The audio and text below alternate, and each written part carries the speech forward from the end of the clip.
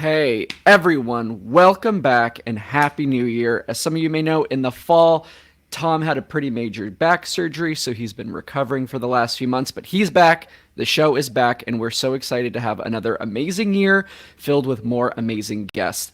This week, to start off 2023, we have an actor who hails from the state of Washington. He's appeared in such shows as The Blacklist, FBI, Mr. Robot, Gotham, Madam Secretary, Blue Bloods, and Z Nation, as well as the upcoming season of The Other Two on HBO Max and the upcoming film Eileen, opposite Anne Hathaway. Please welcome to the show, Julian Gavilanes. Hi, Julian. Whoa.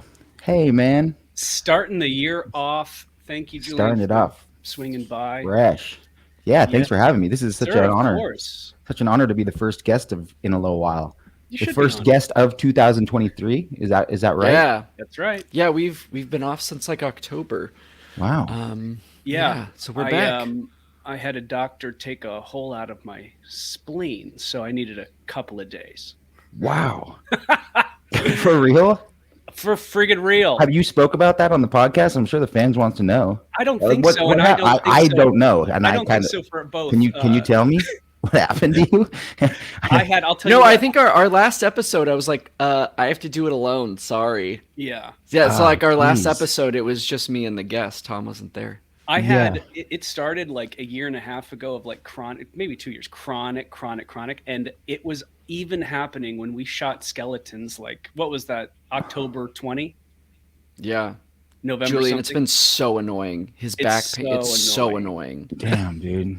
Yeah, I'm just sorry, I can't do this. My back. My brother's an avid skier. He lives in Lake Tahoe, and he's going through a lot of back problems right now too. And he's How actually old is coming. He, Julian, can I ask? He's 41. Okay. Yeah, I think I'm 36. I feel like things start happening where like your recovery time isn't as fast. And I'm getting physical therapy now, and it's just like I used to do like tackle myself into the ground and do like backflips onto my neck and like snap it and be like, let's have a beer.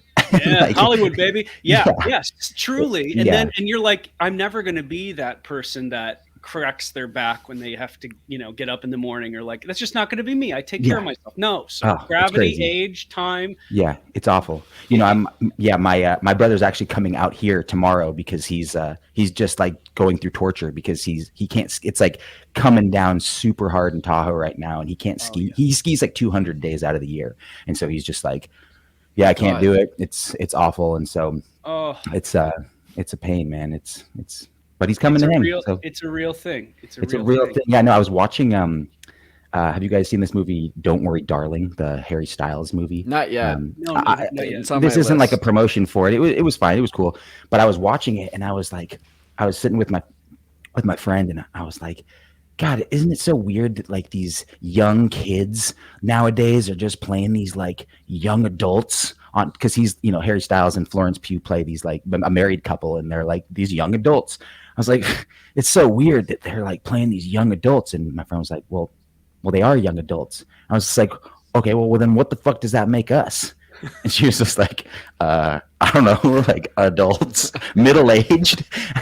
And it fucked me up. I know. For I'm still kind of reeling from it because it's like, whoa, this sucks. I think what really is happening, Julian, is when as actors, and this might be different from you, but your 20s and 30s, because you're an actor, you're just doing these gigs here and there, these side jobs and what have you, and for 15 years, while your other friends are like doing these real jobs and then all the life stuff that comes with it, you kind of just consider yourself 26 until like 40. Yeah. Like you don't think that you're an adult because you're not keeping up with the adult boxes that everyone's checking. And so I think also that's why a lot of actors look younger in their 30s and 40s than say anyone who is slogging a really stressful job. Sure. But I think it's really hard for us to buy the fact that we're entering middle age into our 40s and mid 40s. It's just asinine because we feel so young and our lives are so stress-free in terms of the day-to-day slogging. It's a little more enjoyable because you're pursuing something fun, Sure. But maybe that's why we don't consider ourselves to be like adult, like our dads. Yeah. I mean, I think your middle 30s is still, is still relatively young in like the grand scheme of things for life expectancy, whatever. But at the same time, I think it's the first kind of like phase you get into where you're like, oh, young adults are a decade younger than me now. And that's like something that you take stock of for the first time. Like, I can't imagine being 78 and looking at like a 21-year-old pretty girl and not feeling like a total perv. Not because I am, just because I'm like, this is terrible. Like, what? She's pretty. Like, what am I supposed to do? I don't fuck. Like, this sucks. It's just like, this is crazy. What? Like, I'm sorry. Should I be sorry, or should I be like, is that compliment? I don't know. It's a weird thing to try to navigate. And even now, it's just like, just talking to younger people and like, I know, seeing an ID of somebody who's born in 2000 who's drinking legally. it's I hate to even sound older than I'm even sounding now, but like when you're talking to these people, like my younger brothers and sisters, there's a way of speaking. There are references that I'm just like, what was that? There's a kid right next to me who helps me with my car. He's a genius under the hood. Genius. He's like 22 or something. He's got his whole life ahead of him. But the amount of time that I've heard low key out of his mouth in one sentence.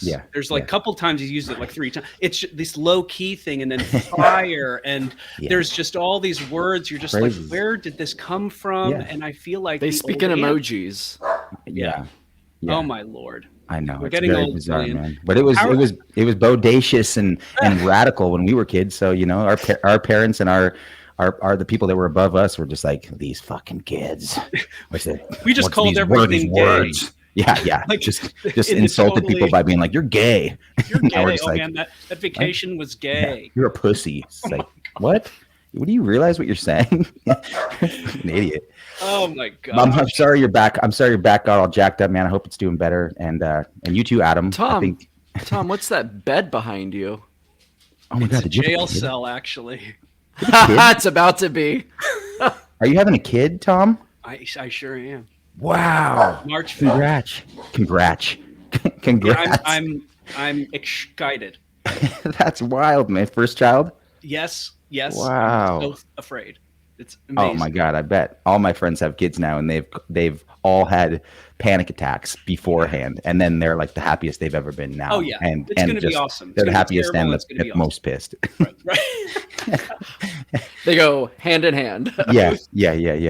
That's awesome, man. Congratulations. Super cool. It's all the trope stuff. I feel like this is a film montage, putting the crib together and then the changing table, and it's all just this, it's beautiful stuff. And I got to tell you, as we segue into this wonderful conversation of acting, is none of that stuff, that life stuff, I thought would really come, because I thought this life was just going to be struggle, going from gig to gig. Never thought that like life could actually happen, but it does. And I guess when we're getting into our mid-30s, like certain things might start occurring.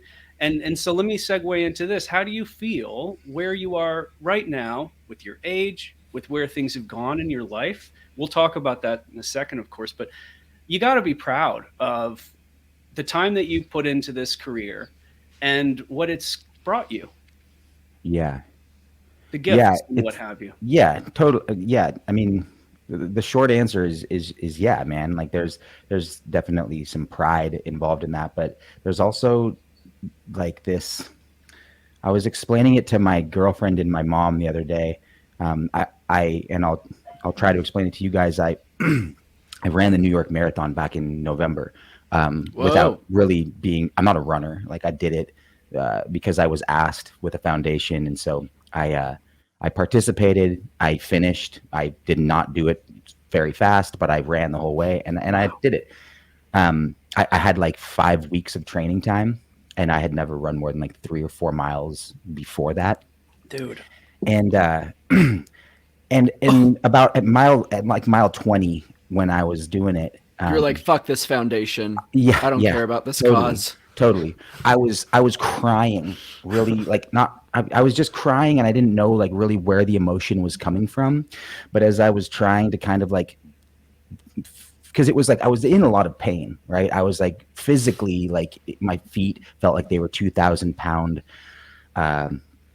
Like I was wearing 2,000 pound boots, and I just like I couldn't lift my legs up. Like my knees were all buckled. Like I was just a mess, and I was just like crying because I was in so much pain. But I was mostly feeling that emotion because I knew that I had to get to the finish line while being in that kind of pain.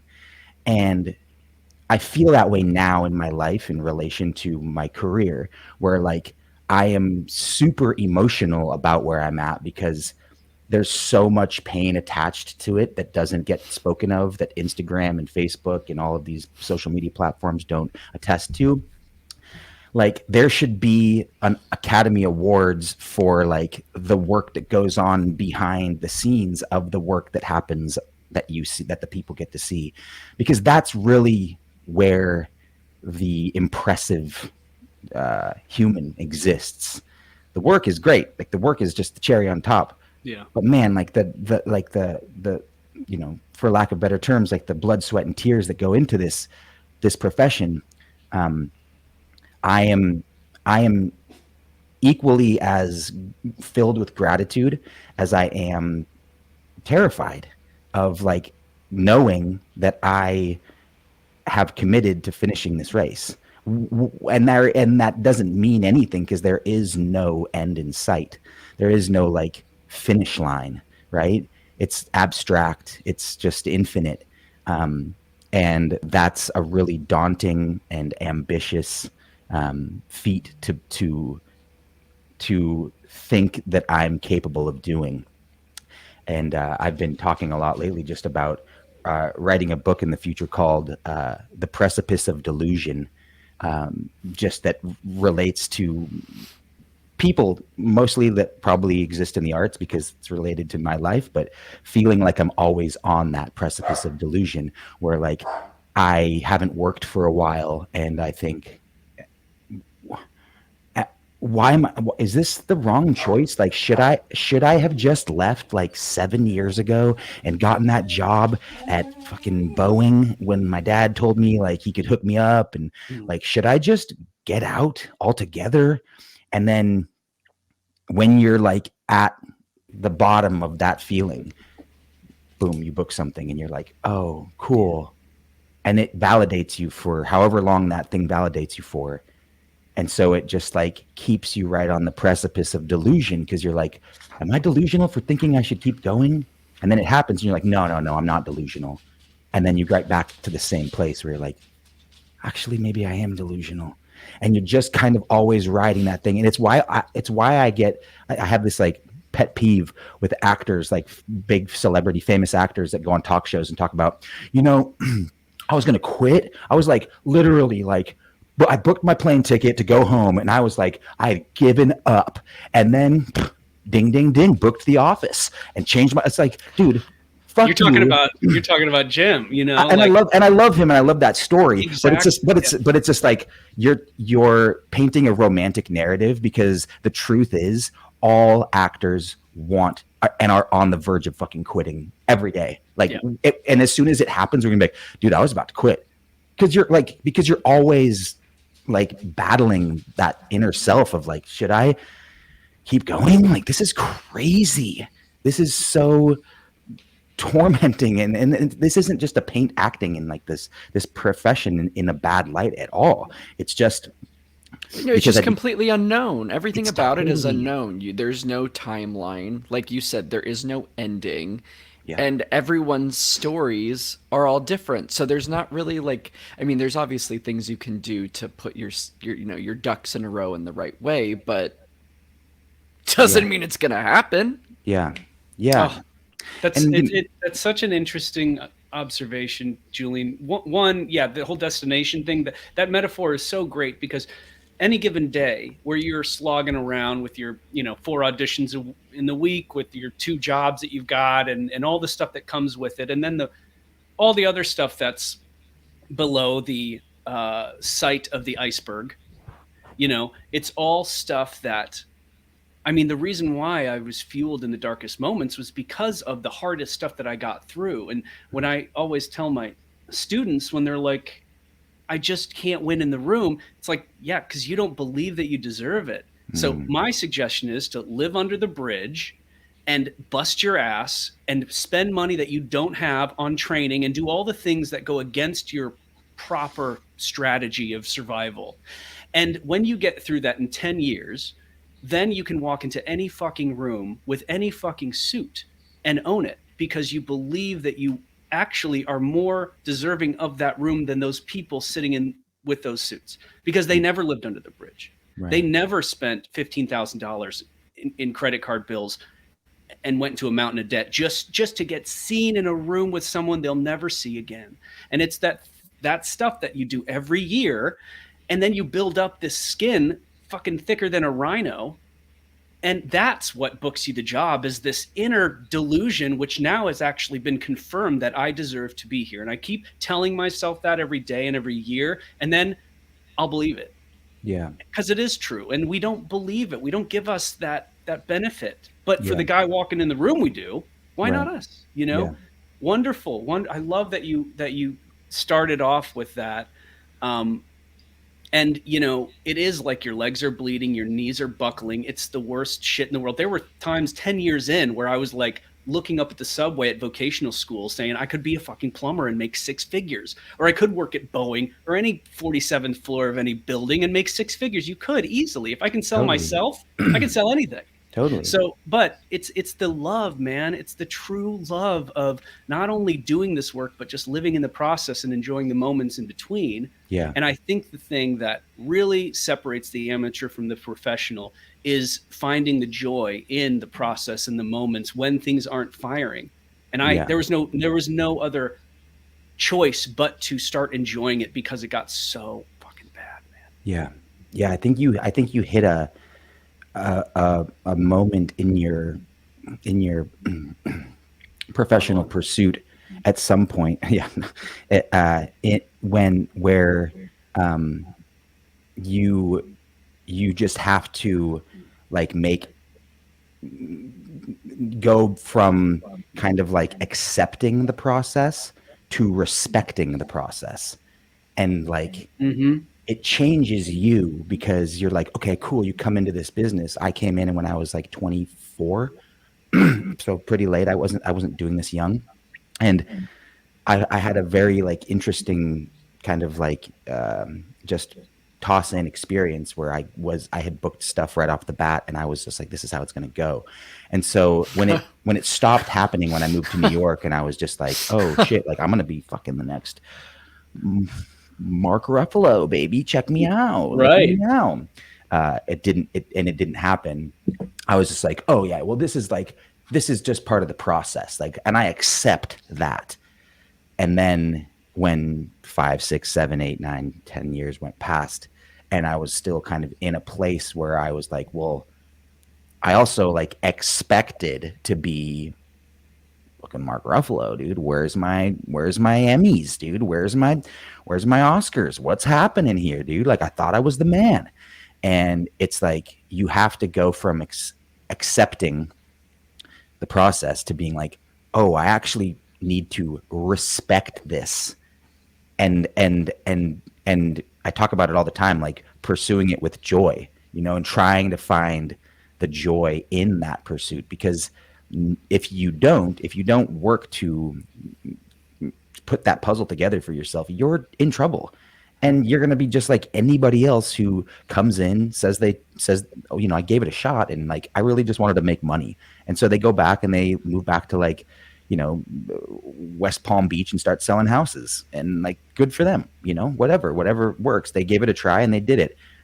I'm just not cut from that same cloth. And I have that like that marathon mentality where it's just like, I have to keep going. And that's what is painful, you know, because I'm like, I'm in it. I'm so committed to this, and I love it. And it's a thing that people that I talk to that aren't doing the same thing don't really understand unless they're right along with me. So, yeah. And I love the metaphor of that marathon, because you need that support system. You need the shoes that's going to support your feet. Mm-hmm. You need the water that people are handing out. This stuff that like these resources that you can use to, you're going to take a while It's going to take longer than the next guy, probably. That's fine. You're going to get through it, though, eventually. You know, and when I was a kid thinking about LA, New York, this is what I wanted. I was 14, but I had the wherewithal to say, if it's not happening by this age, but you're still like doing it, that's okay. You're still doing it. So when I'm 42 and I'm still doing indies and a few TV things here and there, some commercials, that's living, baby. That's the Oscar. Sure. And I'll do that till the day I die. You know what? Because I'm humble enough, because the industry has thrown me down so many times, that I trust it. I trust its choice, and I trust the path, and I trust that if I had the face of a franchise, I'd probably kill myself because I wouldn't know how to deal with it. Like, I trust that it's all happening for a reason, and that's why acting can actually help your personal life and help you accept things and grow. And what kind of things did you see in your life that allowed you to kind of evolve as a human being? Like early on, before deciding to be an actor? No, I mean, like in the acting world and how it's formed you and like toughened you up and stuff. Would you be the same character as you would be if you were in West Palm selling houses? Yeah, no. I mean, I like, it's interesting because I think because of my experience with acting when I first started, I'm from Seattle, Washington originally, and when I decided to start acting, I had found an agent with a blank resume of nothing, literally just nothing. And she was like, all right, well, you got a nice face, and maybe you can, I don't know, who knows? Let's see. And you could be the next Mark Ruffalo. You could be the next Mark. You could be the next Matt Damon. You could be the next Chris Farley. Gain a couple more pounds, bro. And so she put me out on a handful of auditions, and like the first five, back to back. I just booked everything. And one was like a studio film. One was like a relatively large indie film. Then like and what year was this, Julian? This was like 2011, 2012. There were like these movies coming through. Are you guys familiar with Matthew Lillard? He was the like Shaggy in the Scooby-Doo series. Yep. Like we went to the same college. Oh, cool. Yeah. Yeah, he's from Southern California. We both went to Fullerton College. Yeah, cool. He did a master workshop thing that nice. I did. Yeah, he's super cool. He's good people, man. He was the first person that I ever auditioned for, and so my first impression of like being an actor was, okay, you go into a room and you get to meet a celebrity and like you get to like fuck around with him. And he was directing this movie. It was like his directorial debut. And so he like was up in my face. He has this kind of interesting like acting technique. I've gone and done like classes with him since, and he like just gets up in your face. He really wants to like provoke you, to like make you fucking riled up and stuff. And anyways, I was like a guitar player in the band of the movie. It's like a punk rock movie. And I have my guitar and I'm playing and I've prepped, and he like gets up in my face, and I'm supposed to get in kind of like a fight with the main character, and he gets up in my face reading as the other character, and he like starts shoving me, taking it off book and getting in my face and shoving me and like pushing me, and like I'm like getting embarrassed because I don't know how to react, because I'm like, is this like what happens in these situations? I've never been in one, so I guess this is what happens. But it gets to the point where I get fucking pissed off. I'm getting on the phone with SAG. I get fucking pissed off, and I just drop my guitar down. I like take my guitar strap off. I drop my guitar. I'm like, get the fuck out of my face, you fucking asshole! Like, I didn't come into this fucking room to just stand here and get fucking punished by you, dude. Like, don't be a dick. Who do you think you fucking are? Oh, you fucking have been in a fucking movie. And I start just like mocking him and like going off, and he's like across the room, just like, fucking yes, dude, that's fucking what I'm talking about. That's it. Like, cast. Like, books me in the role, because that was what he was hoping to do. Now, I didn't have any understanding of acting or auditioning at that point to like make that choice. It was a choice that was rooted in like my impulses, which I think I had a lot of right at the very beginning. I think I was like gifted with just a like careless level of like my own identity of just like fucking A, yeah. And like went into another room. Like I got to be like another character in another film that was shooting in Seattle. There was just somehow right time, right place. All these opportunities were coming through. Yeah. And I just kept booking stuff to the point where I had the impression that I was awesome. I was like, the stars have aligned and I am exceptional. And this is like going to skyrocket for me. I'm going And to, all of this was in Seattle. this was all in Seattle, all within like 4 months. Like within like the day of deciding to start acting until like becoming a part of SAG. So I used to PA for like 2 months prior to it to try and like get my foot in the door. That's how I found the agency. And all of a sudden I was an actor in a trailer with PAs that I had worked on a month prior, bringing me coffees and lunches. And they were like, what the fuck? I was just like, I'm super sorry, man. Like, I feel like I don't want you to be helping. I'll do it. No, I'll do it. I know where Crafty's at. It myself. And they were like, this sucks. I got to be nice to you now. And I was just like, I mean, you don't have to do anything, man. I think it gave me a sense of humility in having done that job prior to doing the acting. Oh yeah. But I came out and moved to New York. And I came out moving from a pond to an ocean. Yeah, right? Yeah. You know, for the purpose of acting, for the purpose of like, all right, if I'm gonna really do this, I'm gonna do this. And why New York and not LA? Because I wanted to learn how to act, and I felt like learning how to act would be better suited for me in New York. I just felt like it crafted actors better than LA. Like LA seemed like a place to me at that time where like you went to go and like get it, like make it happen. And I think that is the exact same answer that I have because I'm from 40 minutes south of LA. I'm from Orange County. Yeah. So LA is just boop right there. And I was like, I want to go to New York and like get like fucking amazing theater training and then build out from there. Totally. And in full transparency, I really also just kind of wanted to like get as far away from myself as I had become. You know, I felt a real strong sense of arrested development where I was and what I was doing. And this gave me a new sense of purpose. I was like revitalized and I was like, I'm an actor, dude. Like I used to lie to people when I was in middle school to tell them that I was on the Disney Channel, like just because I wanted to feel like I was a part of something to like feel cool. Just straight up lied. And they'd be like, dude, that's so cool, man. Like, when can we see you? I'm like, I don't know. Sometime though. Just like kept. I can't say. I just can't say it. I can't tell you. Yeah. Like I can't tell you. Yeah. And I didn't even know at that time that like acting was something that I was like intrinsically interested in even doing with myself. But it was like this inherent desire that I was like subconsciously kind of like having floating around in my brain for my whole life. You're like, I'm a really good pathological liar. Yeah, exactly. Turn this into a cash flow. I can get away with anything. Positively with my channel liability. And I mean, in acting, like that's the best thing you can do. If you can believe your self-delusions, then you're going to be a great actor because you can really believe in the Absolutely, scene. Man. You have to. And you just have to be convicted in that, you know? You have to be like convicted in your belief that like you can do this thing. And because my experience was just kind of like it, I don't feel like I really earned it.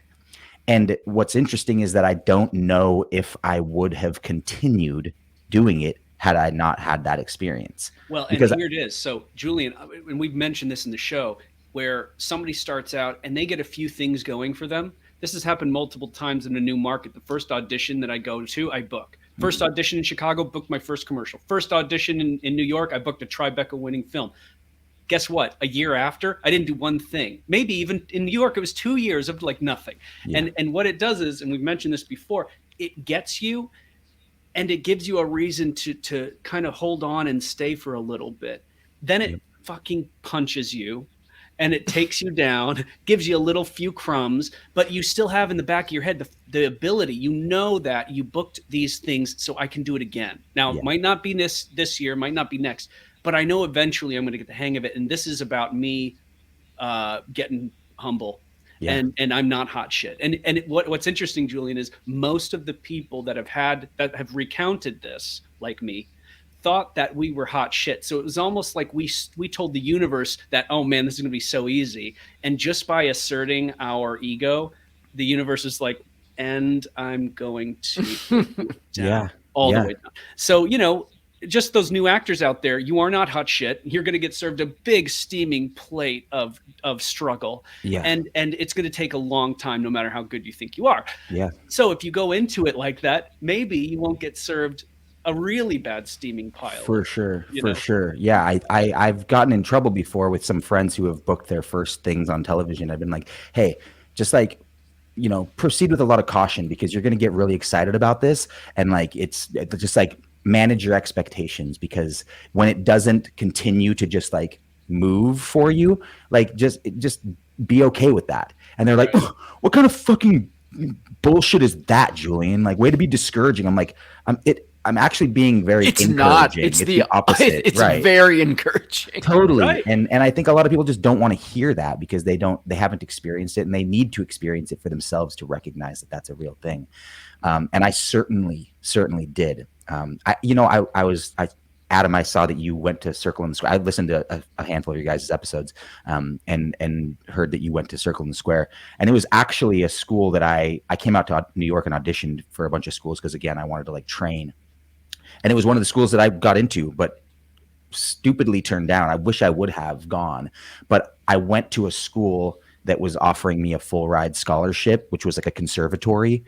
And because I had done these projects previously, like this was, 6 months prior to coming to New York. So they were like, oh, you were in this and this, and you worked with that guy. Like, you can be kind of like a poster boy for our school, and we can use you to promote this school. And like, we'll say your work. And I was like, if you're going to pay for my school, like, I'm coming, like, I'll just go there. Cause I don't know what else to do. But in retrospect, going to that school, choosing that over like other ones, I don't know. My whole like opinion on acting schools in general is kind of, I don't know what I think about it. I think it's kind of bullshit. Just like, how do you teach? I had a hard time learning how to act, and if truth be told, it made me worse. It made me like, I've never met anyone who, I feel the same way. I feel like I have an instinct and a natural kind of take to certain things, but sometimes in those classes, it made things more difficult and complex. And everybody had their, you go into an audition and people have things written down all over their pages, and it's just like, what are you all doing? Just say it. Just do it. It just made me a lot more self-conscious of what I was doing. Right. And put me in my head. And I think the gift that I had when I first started was that I didn't have any of that.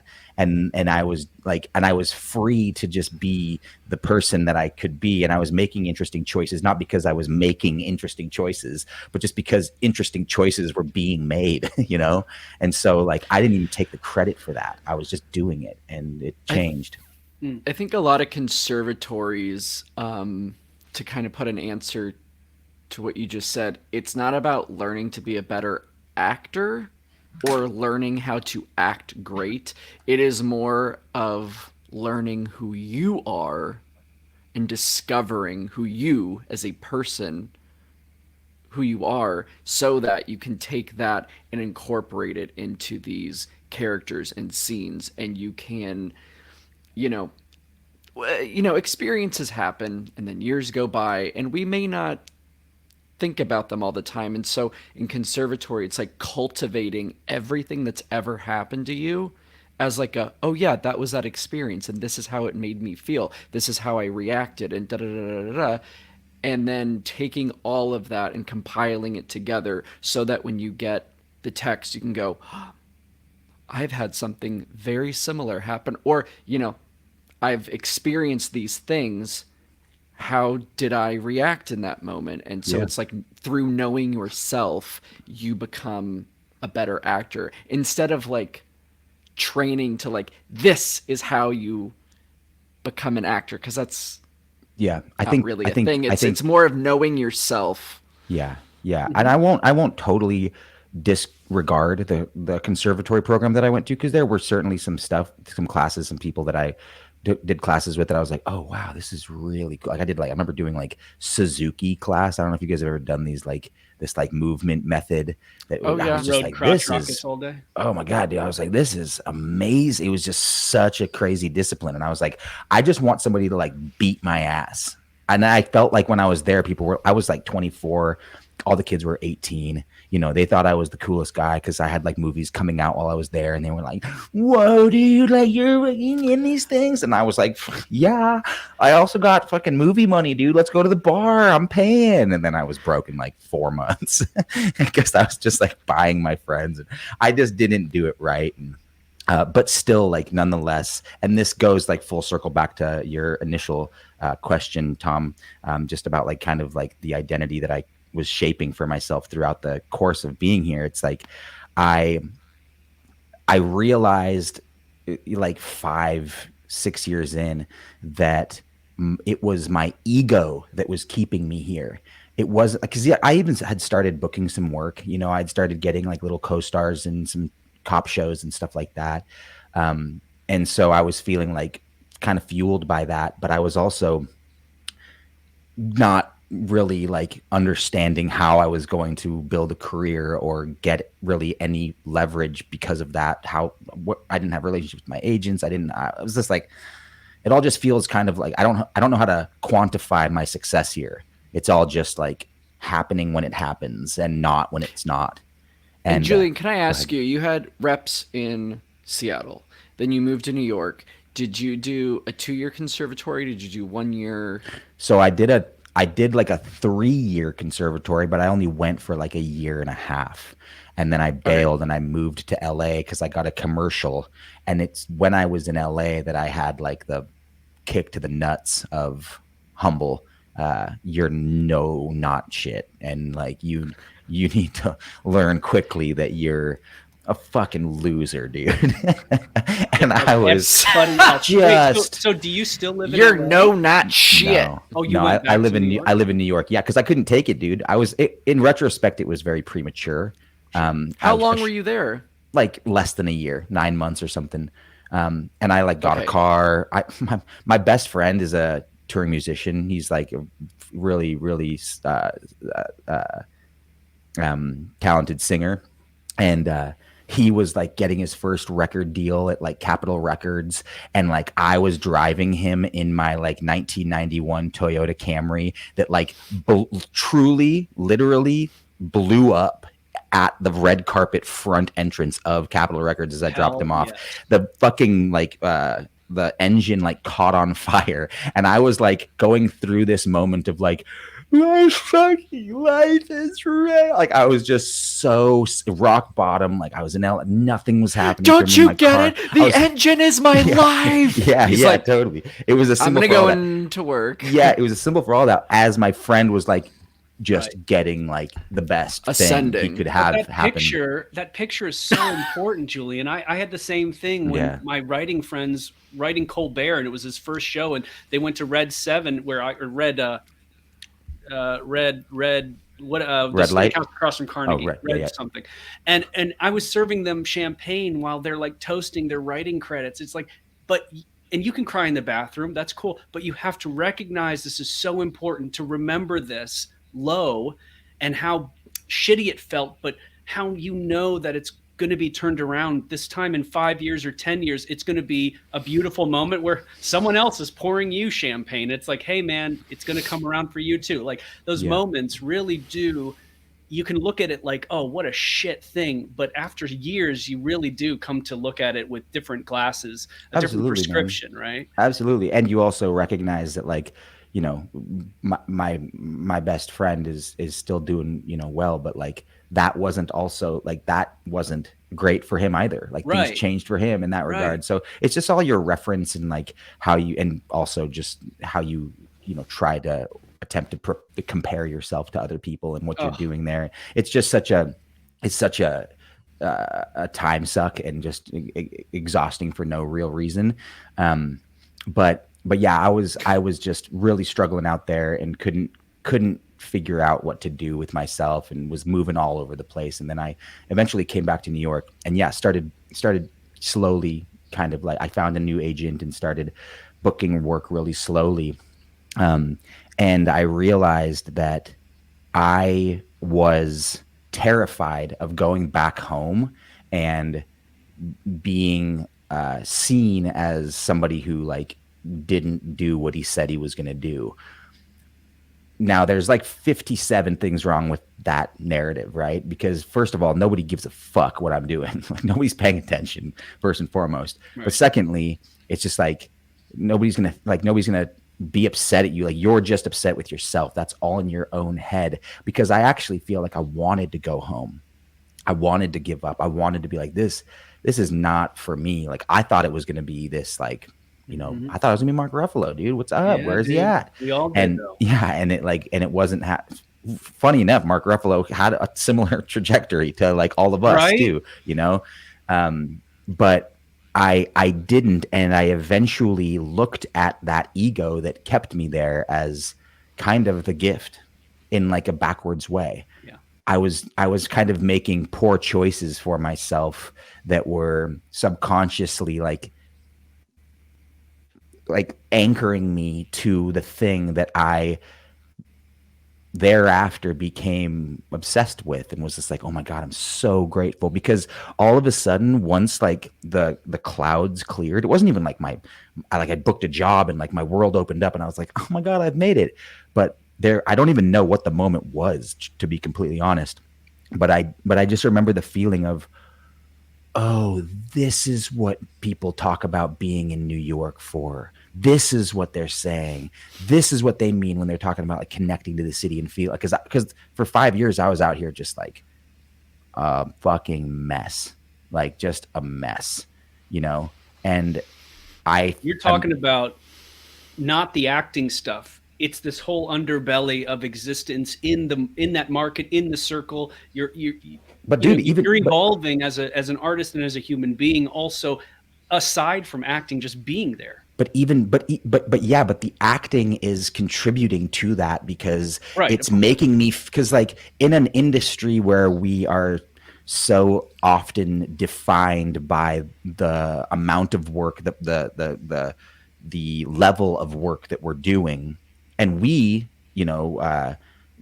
hold self-worth in that regard, right? Like, what have you been like? Hey, I'm an actor. First question that's asked back is, well, what have I seen you in? And you're just like, well, you know, you could sit there and like rifle off all the things that you've been in, but like, that's a stupid conversation to have. It's just like, who does that? You also like, sometimes nobody knows like co-star roles. Or, nobody cares. And then you're just like, they're like, oh, who were you? And you tell them, you're like, well, I had this little role. And they're like, oh, fine.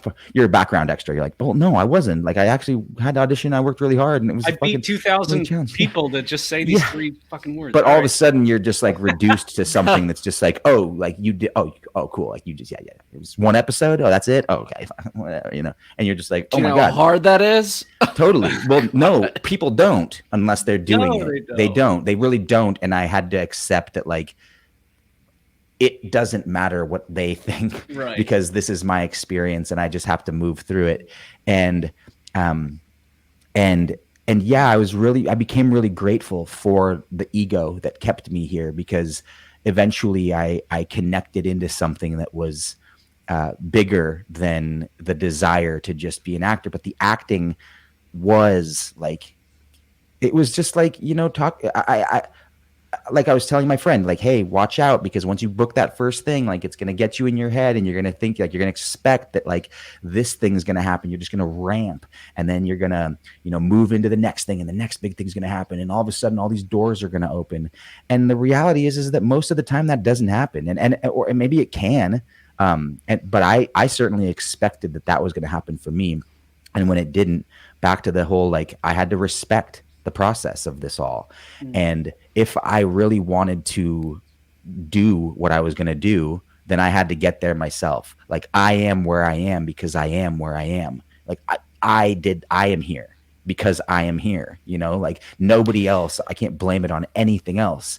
And the acting really was kind of like, in those first 5 years, getting me really messed up. In fact, if I can, I have a kind of funny little story about you, Tom. And I don't know if you'll remember this. Do you ever remember like meeting prior to today? I was just going to ask. I was just going to say, I feel like we've met before. So all right, I'll tell you. Julian, have you been in something? I've been, dude. Check me out, dude. All right. Just a couple. So like when I was, and this all ties back into what we were talking about, but like when I was going through this really difficult time, probably around like 2015, 16, I was going in all the time for like different casting people for pretty small, like procedural cop drama shows. It was just like playing these fucking Chad Brockmans that I was talking about. Douchebag number 7, you know? Right. And Tom, you were there. Tom was there too. Yeah. And then as the racist cop. Yeah. Right. Yeah, exactly. And every once in a while I would get like a really cool, like meaty scene or like a thing, or maybe like a, you know, a recurring or a guest star. I'd be like, oh, fucking, this is gonna be cool, man. It's going to change my life. I'm going to buy a Porsche. I'm going to fucking be the man. Like everything's going to happen. I'm going to change my life. Anyways. A Porsche in New York. Are you an idiot? Yes. The answer is yes. I am an idiot. But I went in for this role on this show, Bull. You messaged me. Yes. Yeah. So 3 days ago, it just came into my 2 days ago. Maybe it was even yesterday. It just came into my head. Remember that guy that messaged you? Because I was going to do it to somebody that just booked something that Frazier just got cast. I looked him up, or my manager showed me, and I was going to be like, oh, maybe I should just send him a message to say congrats. Remember that guy did that to you for Bull? You did that. That was me. Yeah. You said, here's what you said, and I remember this. I never even looked it up. I haven't even looked it up. What is going on right now? You said, hey, man, congrats on getting the gig. I always like to look up people who, like, you know, got it, you know, before I did or whatever. You were all like, good. It was just like, congrats, you know, way to go, like, pulling for you, whatever. Yeah. And it was such a decent and, like, you know, pro thing to do. And that's so funny that you came into my head like 2 days ago. I didn't even know that we would be interviewing. Yeah. I was going to start the conversation. I was going to start this whole podcast with that off the top, but it fits here. And honestly, like, because I'll swing it around for us, but like, what a small world. The intent, and again, this is to reference like where I was at in that period. The intent of reaching out to you, Tom, and like saying that and trying to be pro was my approach in like absolving myself of my own insecurities that I was dealing with. It was like, I fucking hated you, dude. No, I didn't hate you because I didn't know you and I didn't care. Like I was like, whatever, but I was going through a season where it was just like, fuck that guy, man. Like, what has he done? What, like, you know, just going through, like, doing the thing. And I'm just being fully transparent here. Like, what? And like, I was going through, and I was like, you know what? I'm just going to send him a nice message. And I did this to other people, man. Like, I did this to like, in situations where, and most of the time I'd see the show and be like, you know, they actually did a really good job. And like, that was the right choice. But I remember that one specifically because Kathleen Chopin, whatever her name was casting for it. And she would call me in for like every episode of that show. I never booked it, but Kathleen, can you hit me up again if you're listening? She would bring me in all the time, and she would always like try to push me a little bit farther. And I remember this character was like a firefighter who had like lost his brother in a fire because he didn't get there in time or something like that. And it was just like the audition was a big monologue. Yeah. Dude, I was out in her office is in Union Square. Right. And so I would be I remember being out there like doing fucking push-ups and like crying and just like, just like, just trying to like get into some kind of headspace to like show up and do this thing and get this role. Cause it was meaty and it was cool and it was a fun little thing. And so I remember being there and like, she pushed me like we did like 4 different takes to where the last one, I was like fucking just my face was puffy. I was like just weeping, and she like got up and she was like hugged me and she was just like go get yourself a beer, like have a nice rest of your day. And you were like nailed it. And I was just like in the bag. Yep. And then sure enough, I didn't. And so I saw that you did it, and I was just like, this fucking did he get a hug? Yeah. And so I'm only saying that because like I think in retrospect, like I'm happy for people's success for sure. I think I was just like I was going through so much of my own personal insecurity and jealousy that the only way to like again absolve myself of feeling that was to write you a letter and be like, hey, like I'm really glad to know that you did this, like through tears, you know? Yeah, Right. yeah, exactly. But You know, yeah, dude, and that was part of that ego thing, man. Yeah. That was like so there when I first started, and I loved that when you guys hit me up to be on this podcast. I was like, oh, dude, because I've been following you guys. I've listened to episodes, and I've followed you, Tom, since just because I've been like. Yeah, just because I've been waiting to beat your fucking ass, dude. You know, can I say this because this is very interesting. Oh fuck. I've done the same thing when I've lost huge things where it was like, dude, she hugged me. I was bawling after. That's mine, man. Mm-hmm. It is mine. My whole life is gonna change. Yeah. Fucking radio silence, right? Let me tell you something. 15 minutes before I was going into that room, I'm 6 months sober. I don't know where I am in the world at this moment, but I know that I'm sober and I'm doing something that I've always wanted to do for the rest of my entire life, and that's give up alcohol and also act. And to be a sober actor in New York, starting out with no connections, you know, it was awful. And so on this particular day, I had just lost a relationship, which I moved to New York for. And this particular gal just so happened to be on every fucking billboard and on every radio commercial. And while I'm in McDonald's at Union Square, near her office, it's pouring down rain. I have nowhere to go. So I pop into a McDonald's. A homeless man won't leave me alone. Her goddamn song is playing on the radio. And I'm shuffling my ass into Chopin's and I just bawl and cry my eyes out. We do it twice. But I walked out saying I fucking nailed it and I did everything I needed to do. And also this is a beautiful moment because I didn't drink today and I had the shittiest fucking day. And I went out as and the worst part is she was like, great job, go get a beer. And he said, don't fucking tell me that. Because I'm Irish, right? Yeah. So, you know, it was a beautiful moment for you. It was a beautiful moment for me. You could have easily been one of five guys who could have gotten it. Now, here's the cherry on the fucking sundae. That guest star, that meaty role, that beautiful scene that's going to change your guest stars going forward. It's going to be a great reel. Guess what? It went from 5 beautiful scenes to 1 scene with 2 lines. Yeah. So a guest star that I was like, that you were like, I want, guess what? And I was so upset at it. I was so like, how could they do that? How could they rewrite everything before I even get there? Well, guess what? You're just sober. Your brain is trying to figure things out and getting rewired. I couldn't even handle those 5 scenes. I couldn't even handle a monologue. I could barely handle those 2 lines. So it's all supposed to happen in the ways that it's supposed to happen for the person. And everything is just like so not in our control. And then when you book things, I'm looking at these guys that are booking and doing the same thing. And it's like, when am I going to just abandon this control, be severely happy for the person getting it? Because you know what? They were probably fill in the blank, sober, rain, the ex-girlfriend on the radio, whatever it was, they got it and they deserved it. Yeah. Yeah. Totally. And that's what I feel when I look at your credits. I'm like, boom, I auditioned for that or this or whatever. And that person was supposed to get all this stuff. And it makes living as an actor so much more easy. Yeah. Well, that's awesome, man, and I'm glad you shared that because I have been sitting with this for so long. Eckert hook.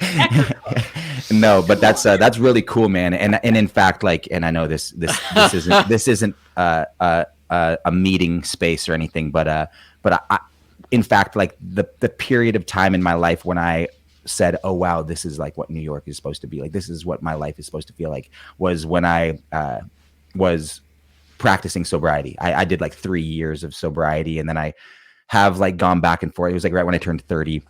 And I don't claim to be a sober person at this point, but I don't really drink anymore either because I changed my relationship with drinking so much. Good for you. Wow. After doing that, and you know, I had a couple of like times where I jumped back in and like the pattern started to kind of pick back up back to where they were. And I was realizing it was happening as like a result of me feeling a certain kind of way because of my career, and inadvertently messing my career up at the same time. It wasn't serving me in any kind of way anymore.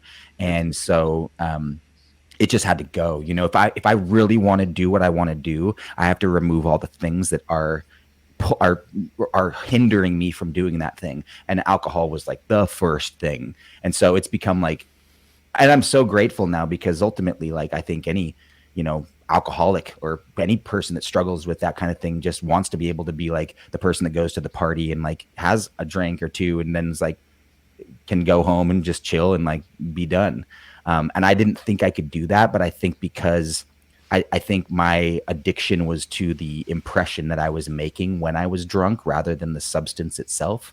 Oh, and yeah, I was just like totally regulating your insides and everything. But you know what I was going to say, Julian, I was like, he is either sober or he knows somebody who is, because the words that you choose and your perspective, it's a lot of stuff that I learned in the rooms and in sobriety. It's like, and really, if you're struggling out there and you're an actor and you're using or you're drinking, if you get sober, everything will change. And I'm not saying that like you're going to start booking everything. What I'm saying is your whole life will change for the better. And yes, things will pick up. But like, you know, hearing you sound so evolved as just a human, you know, just as a human being, so evolved in your perspective on life and all the bullshit that comes with it, you know, and so no doubt that even like dabbling in it is like such a helpful thing. It just literally like kind of rewires and resets your brain, you know? Yeah, I agree, man. And I definitely like stamp that, that statement and thought process.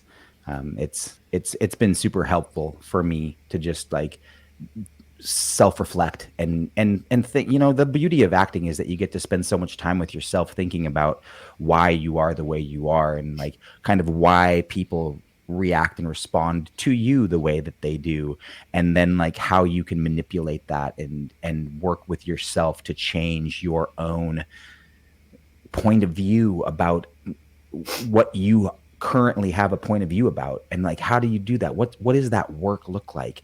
And if you're, and I'm not claiming to be somebody who like is doing this right way or the wrong way, but like if you really do that work and you spend enough time really trying to understand what that craft is for you, God damn it, man, you're going into some deep places into your own, in the crevices of your brain and into your psychology to understand who you are. And a lot of times I have a real difficulty with, I'm in a relationship now with a girl who I love very much, and she's awesome, and she's super supportive of everything that I do. But I oftentimes will reference myself as like a narcissist, just to kind of like let her know that like I have these tendencies to just be very like self absorbed with myself and like my thoughts and what I talk about and how I talk. And it's not, and I think she understands that I'm not, but also that there's this obsession with understanding why am I who I am, and what happens if I can shift that version of me to being this version of me, to accomplish that thing, to make me that version of me. It's like this infinite expansion of self that I am constantly just like in pursuit of. And it freaks me out because I don't know who, like, sometimes I'm like, just shut up and like have a fucking Cheeto, dude, and like just relax. Like, you know, sometimes I'm talking to people and it's just like, it's just like, cool, dude, you're an actor, we get it, like you're fucking like you're into yourself, fine. And I'm just like, that's so reductive to what it actually is, because as much as it has to do with like my train of thought with myself, it's only so that I can use it as an impact to everything else that I go and touch and do. And that's why you're successful, Julian, because you're treating it as the gift that you're giving rather than this thing that you're getting. Yeah, I mean, it's hard to reckon with that, and to even just like, you know, pat yourself on the back for even having those thoughts, because a lot of times those thoughts spiral and turn into just like these destructive ones where you're scared of yourself for having to go down this rabbit hole of like self loathing or your esteem, like it's never ending, and you can go anywhere with your own brain if you're willing to get there. And I have spent so much time thinking about myself, and so that I can be in service to the relationships to others and to the relationships to my art. But then you realize that so much is out of your control in this art form that we decided to get ourselves into. So what do you do with all of this? Like, now I'm just sitting in my house, like pacing around, eating my fingernails because I'm anxious. You know? Just keep showing up. You keep showing up. Yeah. And as all of us know, you show up and it comes around again. And, booking the audition is half the battle sometimes, and you start to notice the same people are calling you in, you're doing something right, and that they're rooting for you, Yeah. There is so much that's out of our control, but at a certain point you can kind of stand back and be like, okay, I must not be doing a terrible job because there's all these big offices for shows that I want to be on and they keep calling me in. Was it that episode with that role? Maybe not, and that's fine. But they'll call me in again, and you just got to show up. Yeah. Julian, you did mention you don't know how to explain how you're successful, but we have a lot of new actors or struggling actors who are listening. What are some things, as we wrap up our little discussion today, that you would say that you employed that was an element in the success of whatever you were going out for? In other words, what do you do when you're getting that audition, or when you're going to that meeting, or going to an event, or at a film festival, you name it? What are some landmarks that you kind of stand true to keep yourself consistent and end up allowing you to be successful? This guy said to me about 8 or 9 years ago, when I was at a low spot working at a bar, bartending, and I was drunk behind the bar, and I was just being, just being funny, charismatic Julian, getting everybody hammered and pouring, quadruple shots of tequila for everybody and thinking I was the man. And he looked at me, and he was kind of just like observing. And I was like, oh, fucking, this guy's just judging me. He probably is fucking jealous. He's probably like in his 40s. I was like in my mid 20s. I was on the Disney Channel when I was a kid. Yeah, bro. You don't even know, man. I was on. I am Shia LaBeouf. And he looked at me, and he was just like, hey, man, like, he started chatting, and one thing led to another. And he was like, yeah, and like I know who you are. And I was just like, oh, cool. Like, you must have seen me on something then. Oh, and he was just like, no, dude. Like, I know you because I was you. And I was just like, what? And he was just like, you probably are like sleeping with the cute hostess. You're probably like going out after your shift tonight to go and like be the coolest guy at the karaoke club and like make all the girls think you're cool and fun. And you're going to spend all your money, and you're going to black out, and you're going to wake up maybe in your bed, maybe not in your bed. And you're going to be pissed off at yourself because you fucking wasted all of this money on trying to impress all these other people. And then you're going to fucking like get up, and you're going to be so pissed at yourself and feeling so awful from the hangover that you're just going to have another fucking drink, and you're going to start back over. You're going to show up to the shift again and do it all over again. And I was just like, and you said, Dad, why are you in this bar? yeah. But like, I didn't honestly, like, because, and like I was paraphrasing what he was saying, but it was so profoundly accurate to what I was going to be doing. Now, Julian, did it hit you in the moment, or did it take you a few days or weeks or whatever and go, did it sit with you, or was it like when he said it, you were like, holy shit? I did. I mean, it didn't stop me from going out and fucking, of course, singing my karaoke and getting wasn't a host, by the way. She's a waitress. Yeah, totally. She's a GM, okay? She's in charge of scheduling, which means I get whatever fucking schedule I want. And we started talking, and I've always been fascinated by people. I've never been like a jerk to people or been like, fuck you, man. Like, I'm going to fight you. I've always been like, like, that's interesting. Like, what's that about? I'm bartending. You're sitting here talking. So he said, you know, the best thing I ever did for myself was booking out my mornings. And I was just like, I don't know what that means. And he's just like, give yourself a reason to wake up and have something to be responsible for, so that every single night that you have a choice to do something, you know that you're responsible to that thing that next morning, whether that's like getting up and going to the gym, or, you know, getting up and meditating, or reading a book, or fucking calling your mom, or whatever that thing is. Like, book out your morning so that you have accountability to something. And that way, like, your nights are indicated, your nights are like a reflection of what you have to then do otherwise. Like, prioritize that over, like, because if you don't, which I was not doing, I was like, I'm an actor. Like, sometimes I book work, sometimes I have an audition, and I won't like go out and party. I won't go out and like have fun. But if I don't have that, which sometimes are like multiple weeks on end, Right.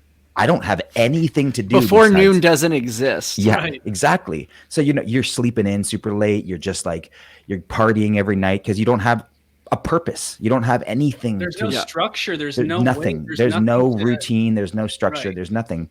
And so he said, book out your morning. Give yourself something to do. That's not to say like, you know, you have to do something huge or anything that's even going to like change you. But if you just give yourself that one thing and you start like being accountable to that every single morning, you're going to see how your days start changing and how you start like shifting your priorities for like your evenings. Just like, no, I gotta go home tonight because like I promised myself that I was going to wake up and just like get to the gym at, you know, 8 in the morning, rather than like, oh yeah, like I can fucking take that. I can go to the gym fucking at 5 p.m. tomorrow. I'm just going to go, you know, get hammered tonight because I don't have really anything to do. Oh, no, Lord. The first thing in the morning, like book out your mornings. Right. And it stuck with me because it really pushed me in a direction slowly thereafter of what I needed to do to become responsible for myself. You know, I could only lose so many phone, keys, wallets so many times. Bro, it's I can't count them on both my hands how many times I've lost all three.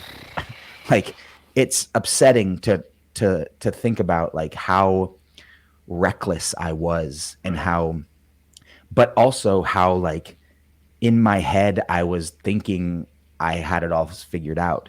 You know, I thought I was like, I live in New York on my own. I've been in some television shows. I've been in movies. I got money in the bank. I'm doing it. And I think sometimes you get tied up in like, just because you're like I think it honestly is more damaging sometimes to be having like a functional life when you're acting like such a dysfunctional dipshit, because it just like perpetuates that behavior. And this isn't even to just talk about like drinking or doing drugs or making awful decisions. It's just like you go so far out of the realm of any of that stuff when you just don't like, when you think you are better than who you actually are, when you're not looking inwards and saying, I am where I am because I am where I am. And if I want to be where I want to be, then fucking prove it. Just shut the fuck up and prove it. Like, don't make any more excuses. You are not there. And if you want to be, then just do it. Just find a way. If you really want to, you're going to. You just will find a way.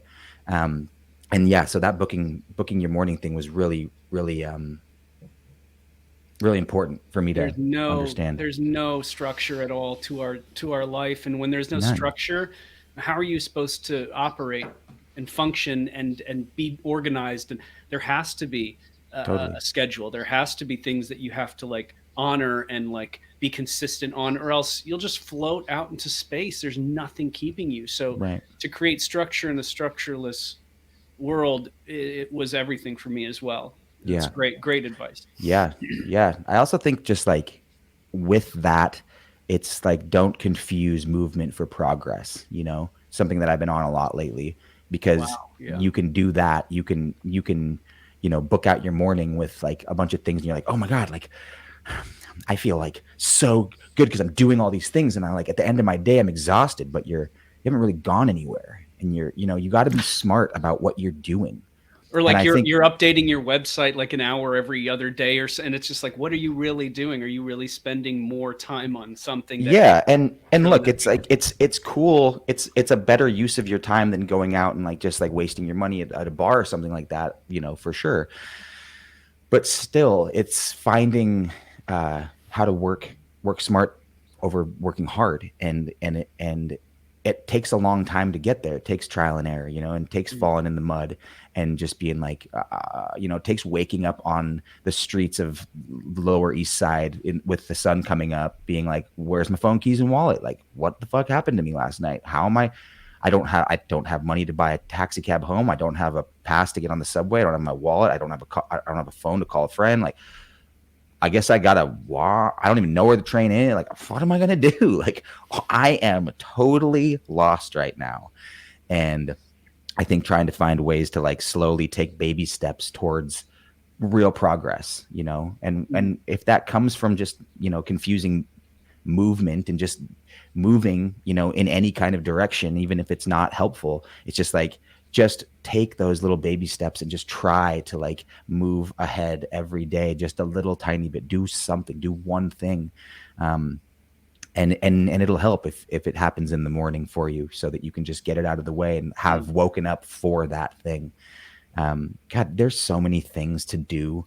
There's so many and nobody's ever like not and you got to find what resonates with you. You got to find what serves you and what you feel compelled to do, because you can hear a million actors talk and be like, wow, that's like really great advice, or that's really cool, or like I feel like that's who I admire that person. I really want to be like that.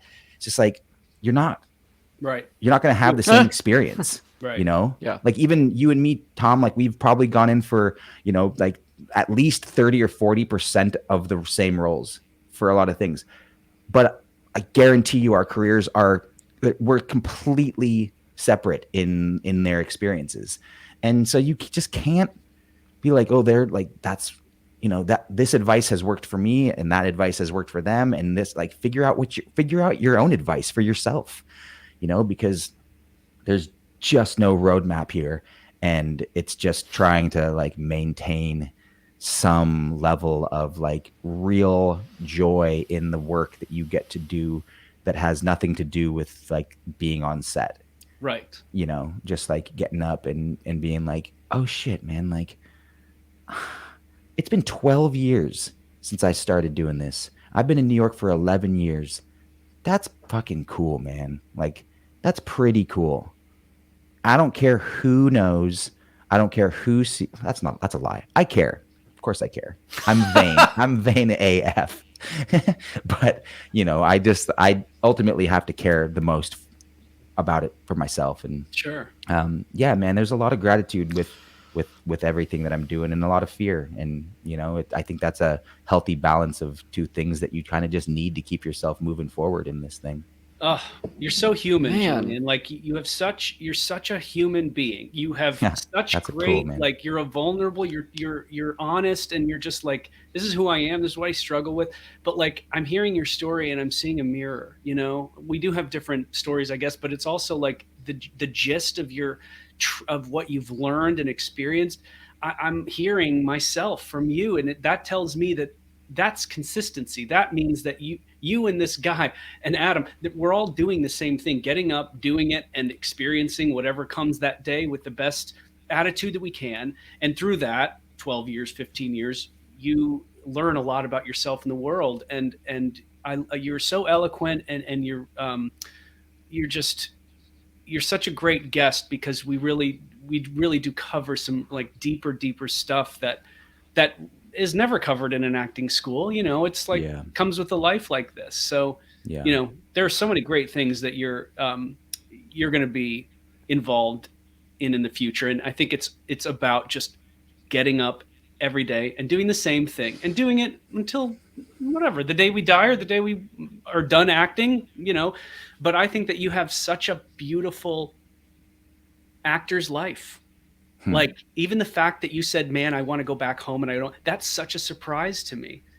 But it's like, oh yeah, I felt that too. And so did everyone else. We all thought about the side jobs and making it a real thing, because it's like, what the fuck, And I love hearing your honesty and vulnerability because it concretes my own. Yeah. And it tells me that it's legitimate because everybody's kind of having this in just on a different path. But you're wonderful. And I really hope that you can come back after maybe, I know that we're going to push a couple of things, and that's my next question, but anything that you've got cooking right now, whether it's a personal project or, something a little bigger, do you have anything cooking? Yeah, man. I'm thanks first of all for saying that. It's You're so welcome. Sweet of you, man. I finally got that Disney Channel role. Dude, I fucking made it, baby. Come on. Where are you at, boys? Let's fucking rage, dude. Let's relapse, Tom. Come on, bro. Fuck. Sorry, that's an awful thing to say. Sorry. Don't. Sorry about that. I was getting into it. So yeah, I'm it's cool that I can talk about going and doing this show, the other two tomorrow. I'm shooting for that, which is super fun, man. Who was on it? You both? Adam, you just were. Yeah, Adam, you were on it. That's awesome, man. 2 weeks ago. What a blast, dude. It was such a fun set. It was funny when my manager called me to tell me that I booked it. He was like, everyone on my roster who has booked that show has said it's like the most fun set that they've been on, that the crew is so cool, the cast is so cool. It's just a really chill, fun vibe. And I was like, oh, awesome. And I like wrapped that day and I was like, that was like no stress whatsoever. It was like, it was so chill and fun. It's a blast, man. And they really like push for improv and like you figuring out your own character. And I just felt so taken care of and like in my own creative space, like to be given like the freedom to just like do whatever I wanted to do. And like, it was super encouraged and we were laughing. Like I got into acting because I wanted to make bloopers. Like I saw Jackie Chan movies and I was like, bro, I love the bloopers at the end of Jackie Chan movies. Like I want to do that. And then I got on these like cop shows and I was like, fucking these guys are never doing bloopers, dude. Like this is all so like cut and dry. So serious. It's so serious. Yeah, I was actually thinking about that. I didn't know that I've been on like a comedy show per se. Yeah. And I was like, wow, this is a lot different. It's not the like... Yeah. Plus it's not just like really intense, it was like just really relaxed. Totally. Yeah. Plus like Chris and Sarah, I think is her name. They're the creators are like former SNL head writers, and so they get it, man. They're just trying to have a good time and be silly and make cool stuff. But anyways, I get to go back to that tomorrow, which is gonna be really fun. And then I have been working for the better part of like not the better part, but for off and on for like 6 years on this screenplay called I Am Erica that I am starting to move into like a pre-production place. I'm getting investing going on. I have some production companies on board with me right now that are helping me finance and get the thing going. It's like definitely a far more ambitious first film than I should be thinking that I am capable of doing, but I also just kind of like to swing for the fences and like go for it. And I'm shorter a feature. A feature, yeah. It's a pretty heavy movie. It's called I Am Erica. It follows this kind of like self-absorbed actor who plays a military hero on television, and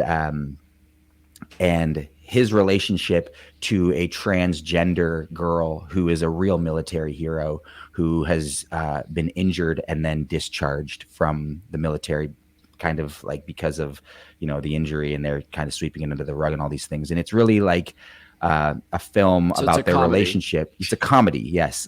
It's really about like their relationship and the dichotomy between like an actor who's praised for his work as a hero, right, on television, and just like, wow, dude, he's so cool. But then his life is canceled. The dichotomy between like because of something that happens, and a real hero who's chastised for her orientation, and it's kind of like a comment on our culture and where we put our focus and like why we sensationalize what we do and why we don't like praise real fucking work. Isn't Like that why? wild? Like Right. yeah. Like why? We're Like at an awards show and it's like click, click, click, but like there's a veteran that's Yeah. collecting coins under that light post. yeah, totally. You know, and I like, you know, when I look at my ink, when I look at a paycheck from doing a show, I'm like, oh my God, like I got paid that much for that little fucking work. But then I realize like I break it all down into like, you know, per hour like of the year, and I'm like, okay, I'm making fucking 13 cents an hour here, so Right. like that sucks. But at the same time, I'm always kind of just like blown away by like why do fucking teachers get paid so little, and like why do I, when I do like work for a significant amount of time, I can make like their whole salary. Like that's really concerning to me. And then I kind of got into this whole idea of like, you know, two people who were completely polar opposites, but like really reflect each other's lives through this kind of like mirrored image. And her name is Erica. So the movie is like I Am Erica, but like also like I America, as like a reference to like what you know it is. And yeah, it's heavy, and it's really kind of just like I think every, you know, creator needs to get like their personal story out of themselves before they can like move past that. Like I'm just so ready to just write like a funny buddy comedy and like cast you both and just have fun and be silly, but I'm like in this story, and it's, you know, it's like very, very heavy and very human. But it's really important to me to do it. And again, like the marathon, I feel like it's incredibly challenging, and I'm having a lot of pain as I'm like pushing myself through it. But like, I know I'm having most of the pain because I know I have to finish it. I know I have to do it. That's true. That's a good recognition. No, to understand that it's hard because it's, you know, muscle, growing pains or you know, it's a reaction to some heavy stuff. Yeah. And, you know, especially with like the subject matter being what it is, it's pretty difficult to think that like some, you know, white guy that fucking, you know, represents, or at least white presenting, you know, because I am Ecuadorian, contrary to popular belief. That's true. But like, you know, I'm writing about like some black trans girl and thinking that I have any right to be doing that. But I'm trying to, you know, play into like the world of representation and bring people on board and help and have people come and be consultants and also help me write for the point of view of these other characters. And yeah, we're diving in pretty deep, man, and we got some really cool things on the horizon with it. And I just am so eager to like get it into production because I'm not going to direct. I just want to write and then take I wrote it kind of for myself and then was like, I don't know. Like now I'm thinking like if I can get a, you know, name actor to be in this part, like I feel like I should. And I'm like, no, dude, fuck that. My girlfriend was just like, dude, like, I don't know enough about this industry, but like, I'm not letting you do that. Like, I don't care. You're taking that role. That's your role. Like you did that for you. And so I've been re-inspired to dive into that and really just prove to myself that I can act, you know, through it. Because I don't know, you know, you don't know until you're in like an acting class, like, oh, wow, that was like really good work.